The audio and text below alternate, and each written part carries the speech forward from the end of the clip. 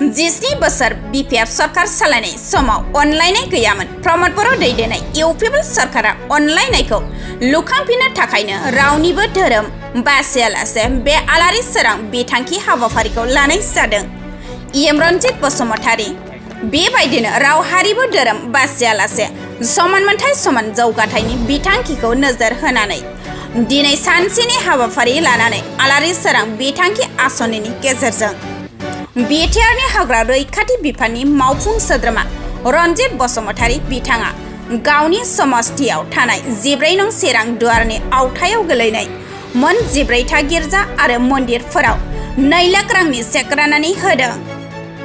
प्रमद बर' दैदेननाय UPPL सरकारनि बेबायदि राव हारिमु धोरोम बासियालासे अनसुंथाइ होनायखौ जाय बिथांमोना रांनि चेक मोननो हाबाय बिथांमोना UPPL सरकार आरो रन्जित बसुमतारी बिथांमोननिसिम खौरांनि गेजेरजों रोजा रोजा साबायखर बावो।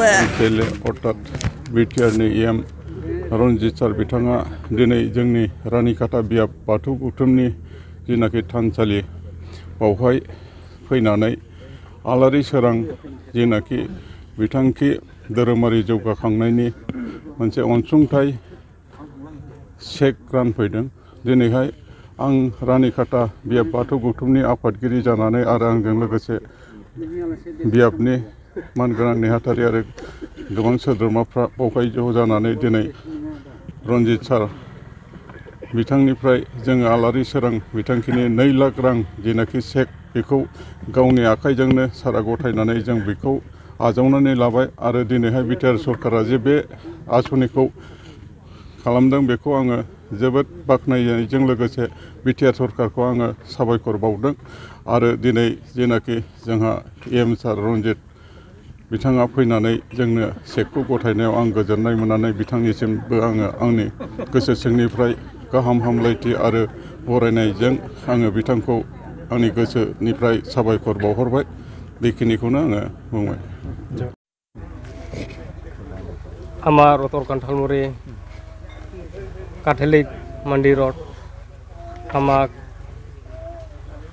সহায় কৰি দিছে যে আগত BPFত থকা সময়ত 17 বছৰ চলিছে একো দিব নোৱাৰে। এতিয়া আমি UPPL চৰকাৰক আমাক সহায় কৰি দিছে, গীৰ্জা ঘৰ দিছে 2 লাখ টকা। এতিয়া আমি চৰকাৰক বহুত ভাল লাগিছে, আমাকে সহায় কৰি দিছে।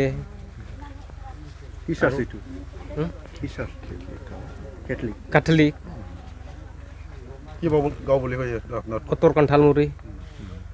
আৰু কি অভাৱ আছে আপোনালোকৰ হ'বলগীয়া চৰকাৰৰ ফালৰ পৰা আপোনালোকৰ গাঁও উন্নতিৰ কাৰণে কি অভাৱ আছে? আমাৰ নদীত যে ষ্টুডেণ্ট অহা যোৱা না আমি গীৰ্জাত আহিবৰ কাৰণে অলপ কষ্ট হৈ আছোঁ যে নদীত দলং নাই, ৰাস্তাৰ কাৰণে স্কুল কাৰণে বহুত প্ৰব্লেম হৈ আছে। যে ষ্টুডেণ্ট কাৰণেও সৰু সৰু পোৱালি দলং বাঁহৰ দলং দি বাচ্চাঞ্চ কৰি দিলে আৰু আমাক বহুত প্ৰব্লেম হৈ যাব। এইটো কাৰণে আমি চৰকাৰক খুজিছোঁ যে আমাক দলং দিলে ভাল আৰু ৰাস্তা এইকেইটা ভালকৈ আমাকে চালে আমি চৰকাৰক ভাল লাগিব আৰু যে চব ষ্টুডেণ্ট আৰু গৰীব দুখীয়া মানুহৰ কাৰণে ভালকৈ দেখিলে আমি চৰকাৰক ধন্যবাদ দিব পাৰোঁ। ধন্যবাদ।